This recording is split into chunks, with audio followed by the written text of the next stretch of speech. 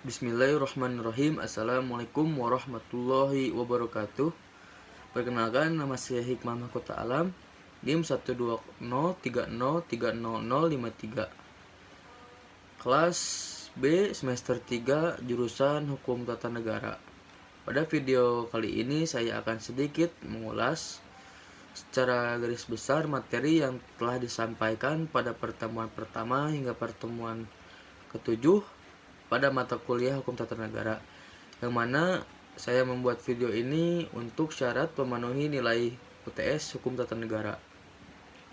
Pada materi pertama membahas tentang uraian mengenai pengertian, ruang lingkup, dan konsep Hukum Tata Negara. Hukum Tata Negara merupakan sekumpulan peraturan hukum yang mengatur organisasi negara, hubungan antar alat kelengkapan negara dalam garis horizontal dan vertikal, serta kedudukan warga negara dan hak-hak asasinya. Adapun menurut istilah disebut constitutional law atau state law dalam bahasa Inggris. Ruang lingkupnya mengenai organisasi negara, termasuk bentuk negara, bentuk pemerintahan, sistem pemerintahan, lembaga-lembaga negara, dan sebagainya. Kemudian struktur pejabat negara secara spesifik membahas mengenai lembaga-lembaga negara yang ada di suatu negara. Selanjutnya, pembagian kekuasaan dan hubungannya dengan trias politika. Adapun sumber hukum tata negara, yakni hukum internasional yang telah diratifikasi menjadi hukum nasional, kemudian peraturan perundang-undangan tertulis, undang-undang, PP, perjanjian, dan lain-lain. Kemudian nilai-nilai konstitusi yang tidak tertulis atau hukum adat. Kemudian jurisprudensi peradilan. Kemudian constitutional conventions atau kebiasaan ketatanegaraan.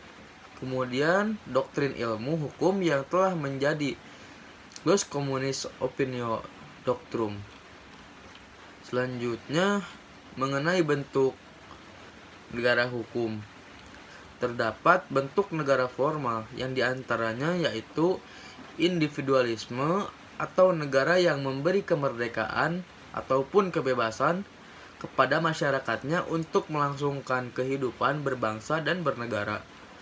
Kemudian negara Nacas Terstat atau penjaga malam, dalam arti negara hanya akan hadir ketika dibutuhkan saja atau keadaan yang memaksa negara harus turun tangan. Kemudian monopoli, negara berperan dominan, kehidupan masyarakatnya diatur secara detail.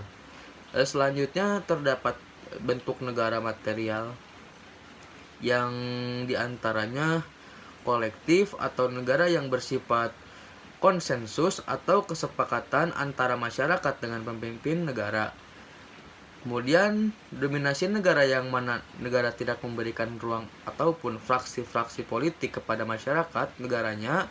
Pemerintah negara lebih cenderung mendominasi dan memonopoli sebuah keadaan, serta masyarakat negaranya pun dipaksa untuk mencapai tujuan yang telah dicita-citakan oleh pemerintah negaranya.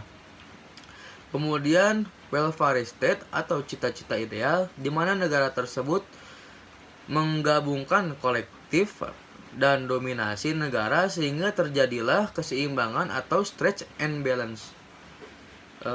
Selanjutnya, asas negara kesatuan yang terbagi menjadi negara kesatuan dan negara serikat.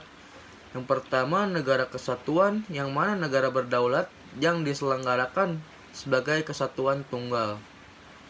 Bentuk pemerintahannya pun lebih cenderung sentralistik, di mana kewenangannya didominasi oleh pemerintah pusat. Negara serikat atau terdirinya dari banyak negara sifatnya kolektif kolegial, di mana sentralistik negara pusat tidak terlalu besar seperti negara kesatuan.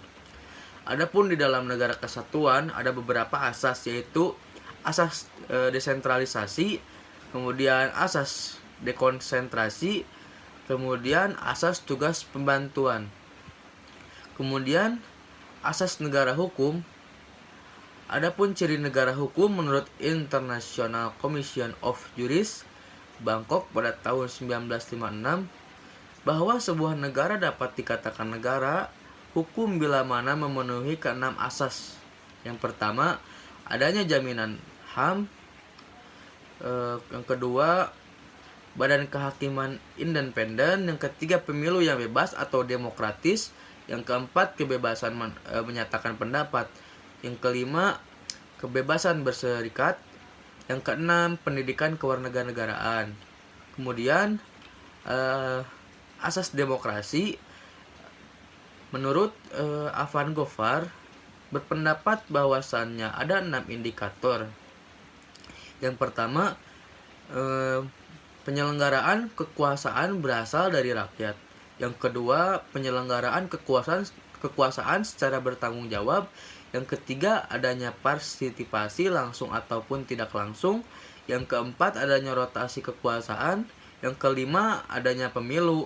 Dan yang keenam, kebebasan dijadikan hak-hak dasar manusia.